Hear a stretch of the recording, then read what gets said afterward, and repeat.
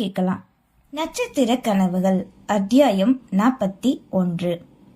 எவ்வளவு அவமானப்படுத்த முடியுமோ அந்த அளவுக்கு தன் சம்பந்தி வீட்டினரை வீடே நிறைந்திருக்க ஆட்களும் இருக்க வசைப்பாடி கூறினர் நீலகண்டனும் வள்ளியம்மாளும்.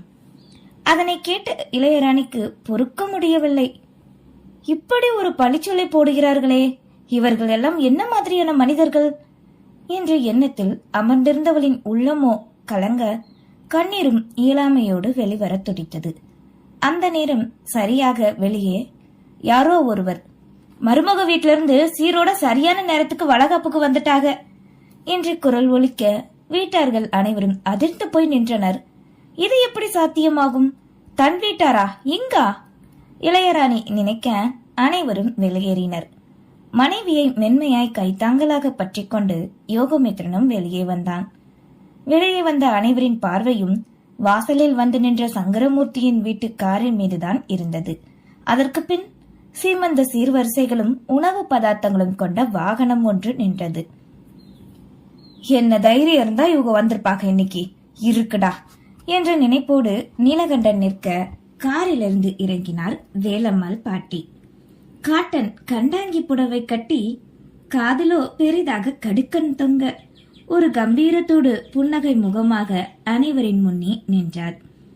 இவரின் வருகையை எதிர்பாராத இளையராணியோ, பாட்டி ஆவலோடு அழைத்து அவரின் அருகில் சென்று கரம் பற்றி ஆசை தீர பார்த்து நின்றார். எப்படிதான் இருக்க? இங்க யாரும் வரமாட்டாங்கன்னு நினைச்சிட்டியா? உன் அப்பா ஆத்தா இல்லன்னா என்னடா, உனக்கு இந்த பாட்டி நான் இருக்கேன் தா இங்க. என்னம்மா இது, நீங்க இப்படி வந்து நிக்கிறீங்க? நீலகண்டன் கேட்க, என்னாச்சு தம்பி? என் பேத்தி வளகாப்புக்கு அவளுக்கு செய்ய வேண்டிய முறையோட செய்ய நான் வந்திருக்கேன். இங்க பாருப்பா, இது முழுக்க முழுக்க என்னோட ஏற்பாடு. இது நான் இவளுக்கு செய்த கடமை. ஏதோ என்னால முடிஞ்சதுப்பா. நீலகண்டா, இப்ப கொஞ்ச நேரத்துக்கு முன்னாடி உன் சம்மந்தி வீட்டுக்காரங்களை பத்தி அப்படி சொன்ன. இதோ அவங்க இல்லைன்னா என்ன, அந்த வீட்டு பெரியம்மா அவங்களே வந்திருக்காங்க. இது போதும்லப்பா, அப்புறம் என்ன, வளகாப்பு ஆரம்பிச்சிட வேண்டியதானே என அங்கிருந்த ஒருவர் கூறியதும் அவர்கள் முன்பு எதிர்க்க முடியாமல் போனது. இதே சங்கரமூர்த்தி வந்திருந்தால் நடப்பதே வேறு. வந்தவரோ வயதானவர். அமைதியாக போவோம் நினைத்தவாறு கொண்டு வந்த பொருட்கள் உள்ளே சென்று கொண்டிருக்க வேலுமாலையும் உள்ளே அழைத்து சென்றனர். காலில் அவருக்கு ஒரு தனி இருக்கையை போட மற்றவர்கள் நிற்க வள்ளியம்மாளின் பார்வையோ சீதனமாய் கொண்டு வந்த பொருட்களின் மீதுதான், அதுவும் சுவை உணவுகளின் மீதுதான். பின்னே லட்சத்தில் செலவு செய்து இவர்கள் வீட்டு பெண்ணிற்கு வளகாப்பு நடத்த இப்போது கொண்டு வந்த பொருட்கள் அதற்கு ஈடாகுமா? அந்த எண்ணத்தில் தான் பார்த்து கொண்டிருந்தார். போடப்பட்டிருந்த இருக்கையில் ஜோடியாய் இருவரும் அமர, பின் முதலில் நாத்தனார் என்ற முறையில் உறவு பெண்மணி ஒருவர் ஆரம்பித்து வைத்தார். அதனைத் தொடர்ந்து வள்ளியம்மாள் வேலம்மாள் பாட்டி இருவரும் சந்தனம் பூசி வளையல் அணிவித்து ஆசி வழங்க, பேரன் யோகமித்திரனின் கையில் கட்டுக்களாக பணத்தினை கொடுத்தார் பாட்டி. அவனும் மறுக்க, வாங்கி போவா பேராண்டி, எனக்கு கொள்ளு பேர வர போறா, இது கூடவா நான் செய்யாம இருப்பேன்? இது என்னோட காசுதான், சேர்த்து வச்சதுப்பா நான் கொஞ்சம் கொஞ்சமா என அவனின் கரங்களை பற்றி கொண்டு கொடுக்க அமைதியாக வாங்கி கொண்டான். அதன் பின் வந்தவர்கள் வளையல் அணிவித்துவிட பல வகையான உணவினையும் அவளுக்கு எடுத்து ஊட்டிவிட இன்பமாய் தித்திப்போடு திகழ்ந்தாள். தன் வீட்டிலிருந்து பாட்டி வந்தது சிறகு முளைத்த கிளி என பறக்க ஆரம்பித்தாள். வளைமக்கா, இன்னைக்கு 2 பேருக்கும் மறக்காம சுத்தி போடுங்க. எம்புட்டு அழகு, ஜோடியா பார்க்க அமோகமா இருக்காக என்க பூரிப்பில் சந்தனம் நிறைந்த முகத்தோடு ஜொலித்துக் கொண்டிருந்தாள். அப்படியே நேரம் சென்று அடுத்த தெருவில் இருக்கும் மண்டபத்தில் சாப்பாடு ஏற்பாடு செய்திருக்க இங்கே முடித்து அங்கே உணவருந்த சென்றனர். தன் பேத்தியின் எதிரே அமர்ந்திருந்த வேலம்மாள் பாட்டிக்கோ அப்படி ஒரு ஆனந்தம். கண்குளிர இந்த நிகழ்வினை கண்டதில் இன்னும் பார்த்து கொண்டே இருக்க வெக்கமோடு கணவனின் கரம் பற்றி கொண்டு மேடிற்ற வயிற்றோடு அமர்ந்திருந்தாள் இளையராணி. நேரம் செல்ல வந்தவர்கள் ஓரளவு சென்றிருக்க நெருங்கிய சொந்தம் மட்டுமே இருந்தனர். வள்ளியம்மாள் தங்கை ஒருத்தி வந்து அந்த பாட்டியிடம் பேச்சு கொடுத்தாள். ஆங்காங்கு ஒரு சிலர் மட்டுமே இருக்க யோகமித்ரன் விழா முடிந்து எழுந்து சென்றான். என்ன சின்னம்மா, உங்க மருமகனுக்கும் மகளுக்கும் பெத்த பொட்ட பிள்ளைய கண்ணுக்கு தெரியலையோ? புதுசா வந்த பணக்கார சம்மதம் தான் வேணும்னு போயிட்டாங்களோ? அங்கிருந்த ஒரு சிலரின் காதுபட கேட்க, பெத்த மகளா? நானே பெரிய மனுஷிய குத்துக்காலாட்ட இங்க வந்து உட்கார்ந்துகிட்டு இருக்கேன், இது தெரியலையோ? இதுல எப்படி இங்க இருங்க இவங்க எல்லாமே தெரிய போகுது? சோகமென உருவாய் இழுத்துக்கொண்டு நக்கலாகவும் புலம்ப ஆரம்பித்தார். என்னாச்சே, எதுக்கு இப்படி சொல்றீங்க? பின்ன என்ன பண்ணத்தா மகளே, நீ ஏன் சொல்லு. இத்தனை வருஷமா அந்த வீட்டுல கிடக்கேன் நானு. ஒரு ஆளு கூட எனக்கு மரியாதையே தரமாட்டிக்காகத்தா. இதோ இங்க பாரு, இப்படி நடு வீட்டுல சேர் போட்டு உட்கார வச்சு மரியாதையா மதிச்சு நடத்துறாங்க.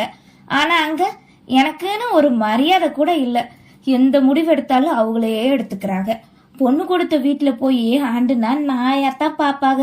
நன்றி கெட்ட ஜென்மங்க என புலம்பிக் கொண்டிருக்கவே அங்கே சுற்றி கொண்டிருந்த நீலகண்டனும் சரி, வள்ளியம்மாளும் சரி, இவர்கள் பேச்சிலே தான் கண்ணாய் இருந்தனர். பாட்டி, எதுக்கு நீங்க இப்படி பேசுற? கோபமாய் இளையராணி வந்து கூற, உனக்கு என்ன தெரியும், நீ வாய மூடு. அடக்கவே குழம்பினாள். பாட்டி எதுக்கு இப்படி எல்லாம் கதைய கட்டுது? இத்தனை வருஷம் ஒன்னா வாழ்ந்த எனக்கு தெரியாதா என்ன? இது பொய் தானே? என்னத்தா இது புது புது கதையா இருக்கு? நீங்க தானே அந்த வீட்டு பெரிய மனசி, மேலும் சொல்லுங்கள் என்பது போல் அவரும் கேட்க, அது பேருக்குத்தான். எனக்குன்னு ஏதோ அண்டி போய் கிடக்க ஒத்த சின்ன ரூம் கொடுத்திருக்காங்க. வெளியே சொன்னா வெக்க கெடுத்தா. இத்தனை நாள்ல ஒரு நாள் வாய்க்கு ருசியா சாப்பிட்டது கிடையாது. அந்த சங்கரமூர்த்தி வெளியேதான் மதிப்பா சுத்துவான். ஆனா சரியானவன். நீயே கேள்விப்பட்டிருப்பதானே அவன் வளர்ப்பு. அதான் அந்த மூத்ததார மகன் பண்ணத திடுதுப்புடு அப்படி வந்து நிக்க போய் பாவம் இந்த வீட்டு மக எங்க வீட்டுக்கு வாழ வர போறவ வர முடியாம போச்சு. ஆனாலும் அப்படி நடக்காதது நல்லதுதான். இனியாவது இந்த வீட்டு புள்ள நல்லா இருக்கட்டும். என் மகளை அங்க கொடுத்துட்டு நாயா அம்புட்டு வேலையும் அவதான் செய்யறா. என் மருமகனுக்கும் மருமகன் என்ன மருமகன் அந்த சங்கரமூர்த்தி பயலுக்கு அத்தனை வேலைக்காரங்க இருந்தாலும் வீட்டு பொம்பளைக்கு தான் சமைக்கணுமாத்தா. இப்போ அவன் தங்கச்சி பொண்ணு வீட்டுக்கு மருமகளா வரப்போய் அமைதியா கிடக்கான். இது வேற யாரோ இல்ல இந்த வீட்டு பொண்ணோ வந்திருந்தா காலத்துக்கும் சமையல் கட்டுக்குள்ளேயே முடக்கிடுவாங்க. இதெல்லாம் நாங்க கேள்விப்படாத விஷயமெல்லாம் இருக்குமா? 4 சவத்துக்குள்ள நடக்கிறதெல்லாம் அங்க இருக்கிற எனக்கு தானத்தான் தெரியும். ஒரு வீட்டுக்கு வந்த மருமகளை எப்படி நடத்தணும்னு சொல்லு. அங்க எப்படி நடத்துறாங்க தெரியுமா? அத விடுமா மகளே. இப்போ இதோ இன்னைக்கு ஊருக்கு போயிருக்காக. ஒரு வார்த்தை வாங்கன்னு கூப்பிடல. மதிப்பே இல்லத்தா எனக்கு கூறியவரோ புடவை முந்தானையால் கண்ணீரில் இருந்து வரும் துடைத்து கொண்டார். எங்கேயாவது போயிடலாம் தான் நினைப்பேன். எங்கேயும் போக முடியாம வயசான காலத்துல நாதி இல்லாமத்தான் அந்த வீட்டுல கிடக்கேன். சொத்து பத்து இருந்தும் என்ன பண்ண? சொந்த பந்தம் உண்மையா இருக்கணுமே. இதோ இப்போ இந்த பிள்ளைக்காகத்தான் வந்தேன். பாட்டி பாட்டின்னு காலையே பிடிச்சு சுத்தி சுத்தி வளர்ந்தவ. உன் வயிற்றுல வளர்ற கொள்ளு பேரனோ கொள்ளு பேத்திய பார்த்துட்டா நிம்மதியா போய் சேர்ந்துருவேன். வேற எதுவும் வேண்டாத்தா. ஐயோ பெரியவங்க, நீங்க என்ன இப்படி பேசலாமா? அதுவும் நல்ல நாள்ல போய் நல்லா இருத்த நல்லா இருக்கு. இருக்கிற அக்கறை கூட இங்க யாருக்குமே அங்க எனக்கு இல்லையே. இம்புட்டு இவ்வளோ பெரிய சீரும் செஞ்சது நான் தான். என் சொந்த காசுதான். பேசாம என் பேத்திக்கே எல்லா சொத்தையும் கொடுத்துடலான்னு நினைக்கிறேன் என்று இன்னும் புலம்பிக் கொண்டிருக்க அவரின் மனதில் இருந்த திட்டமோ மெல்ல மெல்ல வேலை செய்ய ஆரம்பித்தது. நீலகண்டன் விஷாலாட்சி இருவரும் அதனை கேட்டவாறுதான் இருந்தனர். இளையராணியோ கொலவெறியோடு தன் பாட்டியை முறைத்துக் கொண்டு அமர்ந்திருந்தாள். அடுத்து ஒருவர் எப்படி இருக்கிறீர்கள் என்று கேட்க அவர்களிடமும் அதே புலம்பலை ஒப்பாரி வைப்பது போல் கண்ணீர் மல்க கூறினார். இந்த பாட்டி பொண்ணை யார் இங்க வர சொன்னா? நடு வீட்டுல உட்கார்ந்துகிட்டு அழுதுகிட்டு போ முதல்ல. எரிச்சலோடு இளையராணி கத்த, பாத்தீங்களா பாத்தீங்களா, இவளுக்கு நல்லது பண்ண வந்தா இவளே இப்படி பேசுறா. நீ நல்லா இருத்தா நல்லா இரு, நான் அப்படியே எங்கேயாவது போய் சேர்றேன் என்றவரோ எழ முயன்றார். என்ன இப்படி சொல்றீங்க? ஏதோ சின்ன பிள்ளை அவன் அப்ப வீட்டு ஆளுகளை சொன்னதும் கத்துரா கோவப்பட்டு.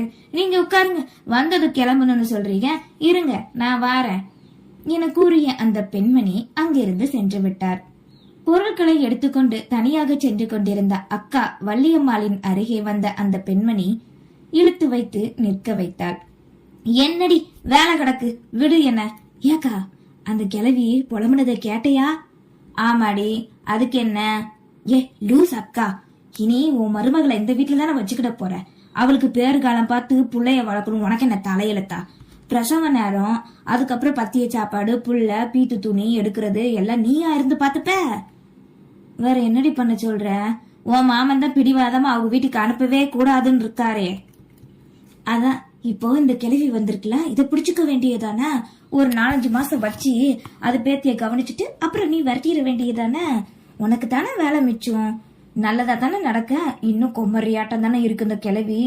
இந்த நேரம் புள்ளத்தாச்சி பிள்ளைய எப்படி கவனிக்கணும் அது தெரியாதா என்ன? வாழ்ந்து வந்தது தானே. விட்டா வீட்டிலே கூட பிரசவம் பார்க்கும் இந்த கிழவி. ஆஸ்பத்திரி செலவு கூட மிச்சமாகும். ஐயோ, இதுக்கு எவ சோறு போடுறது? உன் மாமன் கேட்டா அவ்வளவுதான், என்ன வெட்டியே போட்டுருவாரு. உன்னால பார்க்க முடியாதுன்னு கேள்வி வேற கேட்பாருல என்ன? ஏக்கா, நீ இப்ப போய் பக்குவமா எடுத்து சொல்லிப்பாரு மாமா கிட்ட. அதுக்கு முன்னாடி முதல்ல இந்த கிழவிய வந்து கொஞ்சம் கவனி.